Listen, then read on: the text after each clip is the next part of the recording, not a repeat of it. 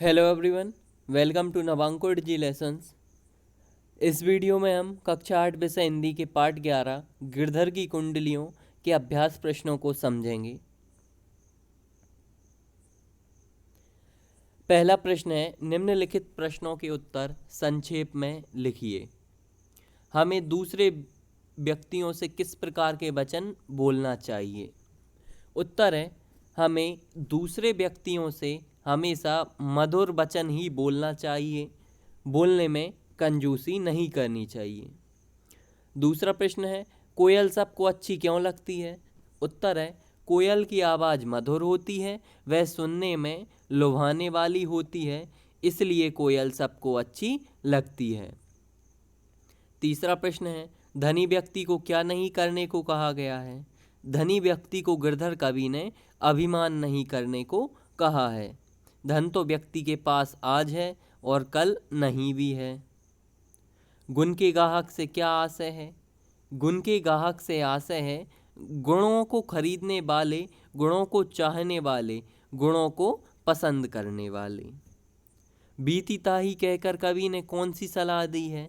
उत्तर है, बीती ताही कहकर कविवर गिरधर ने हमें यह सलाह दी है कि बीती हुई बुरी बातों या घटनाओं को हमें भुला देना चाहिए, इनसे हमें कोई लाभ नहीं होना है। अगला प्रश्न है, निम्नलिखित प्रश्नों के उत्तर विस्तार से लिखिए। विस्तार वाले प्रश्नों का पहला प्रश्न, धन पाकर हमें अभिमान क्यों नहीं करना चाहिए? उत्तर है, व्यक्ति को धन पाकर कभी भी अभिमान घमंड नहीं करना चाहिए। धन व्यक्ति के पास आज है और कल नहीं भी है। धन की प्रकृति जल के समान चंचल होती है। वह जैसे जल एक जगह स्थिर होकर नहीं रहता, उसी तरह क्या है, धन एक जगह स्थिर होकर नहीं रहता। व्यक्ति का व्यवहार अच्छा है तो सब कुछ है। सद्व्यवहार ही असली धन है, अतः व्यक्ति को सद्व्यवहार से रहना चाहिए। अगला प्रश्न है, कोयल और कौवे की वाणी में क्या अंतर है? उत्तर है, कोयल की वाणी मधुर होती है जबकि कौवे की वाणी कर्कश होती है। कोयल की वाणी सबको अच्छी लगती है, परंतु कौवे की वाणी कोई भी सुनना पसंद नहीं करता है। अगला प्रश्न है, बीती बातों को भूलने से क्या लाभ हानि है? बीती बातों को भूलने में ही लाभ है। सार है, बीती बातों को याद करते रहोगे तो आगे अच्छा नहीं कर पाएंगे। बीती बात बुरी बातें उन्नति के मार्ग में बाधक होती हैं, व्यक्ति को कष्ट पहुंचाती हैं। अगला प्रश्न है, लोक व्यवहार की बातें इन कुंडलियों में हैं, उदाहरण देकर समझाइए।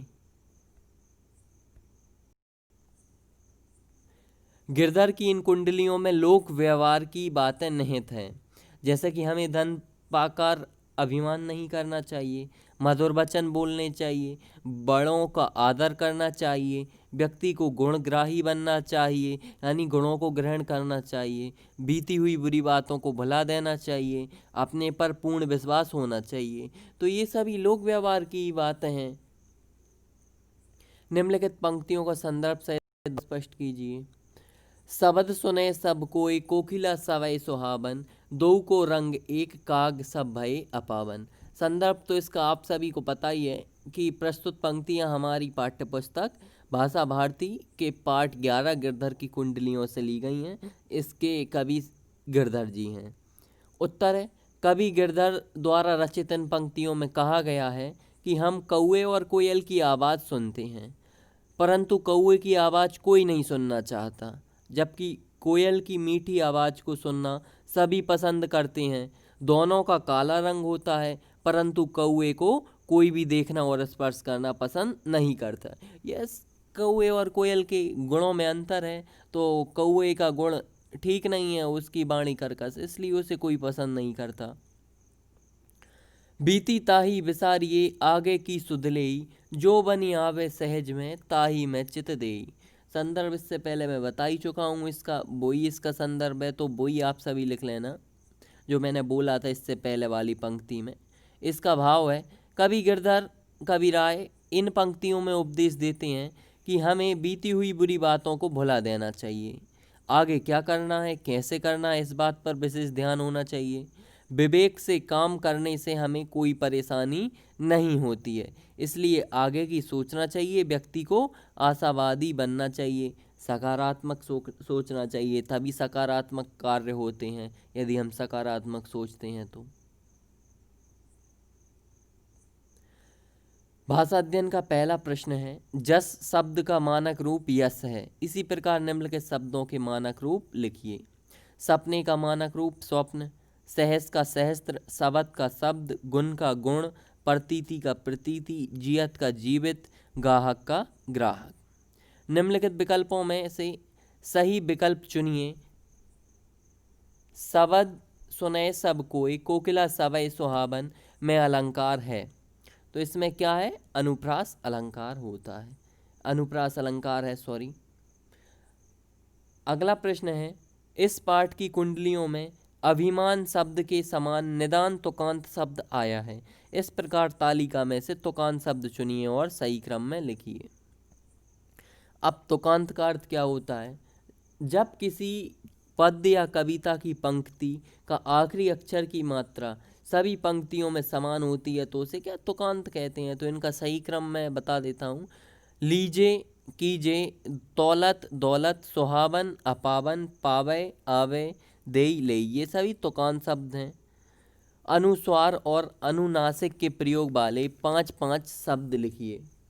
तो अनुस्वार का अर्थ है स्वर के बाद आने वाली ध्वनि, यह नासिका व्यंजन होता है, इसे स्वर या व्यंजन के ऊपर लगाते हैं।